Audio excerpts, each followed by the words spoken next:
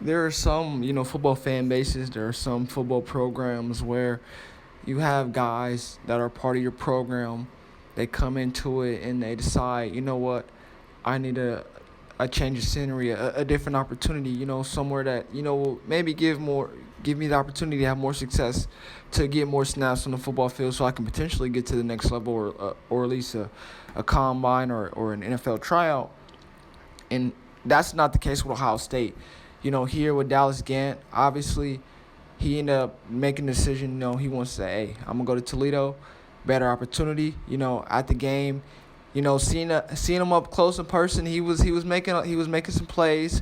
And who knows if he stays at Ohio State, if he can have the opportunity to be on the field as much as he was when he played against his former team, Ohio State.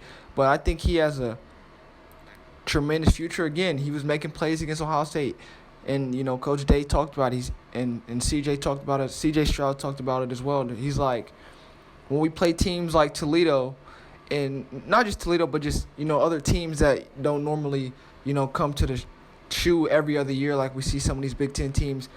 Alternate years, they're going to come, so they're used to playing with Ohio State. They're also big, programs versus a Toledo or other smaller schools in the state of Ohio.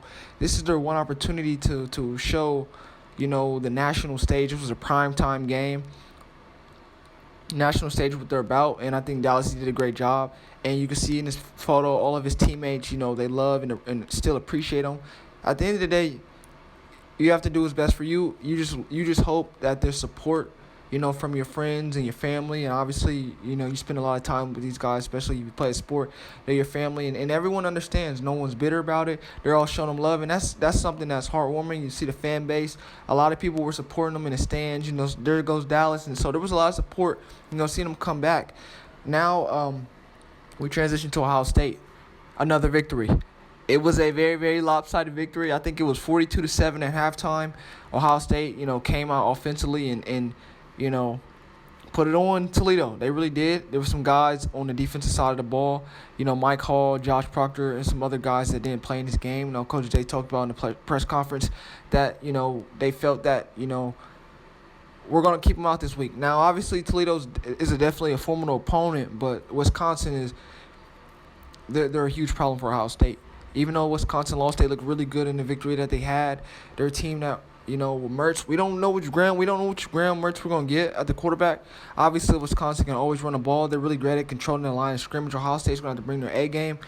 Coach Day did say that he believes that Mike Hall is going to play, and he believes that Proctor is going to play. I do believe that Julian Fleming is going to get, some more run. He had some nice plays. And I think Jackson's going to get, they tried to get him going in the red zone, but Ohio State is a very, very talented team. But again, with Ohio State's defense is it's better than it was last year. But once again, we see one or two plays each game, blown coverages, blown assignments. We've seen against Notre Dame. The first play of the season, dude has a big play. Obviously, Ohio State comes out 7-0 against Toledo, scores a touchdown, and then what happens?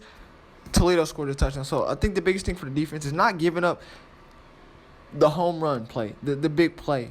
I don't think Wisconsin has receivers that can really hurt Ohio State, but it's going to be more on the offense. And obviously, guys coming back, for Ohio State's, defense on the defense side of the ball for Ohio State. I think this is going to be a really good test for Ohio State. Notre Dame is not what we thought they were going to be. I do still believe that it was a hype game. It was worth the hype of the game. Obviously, Ohio State didn't perform as well that you would like, but Notre Dame had a really solid defense.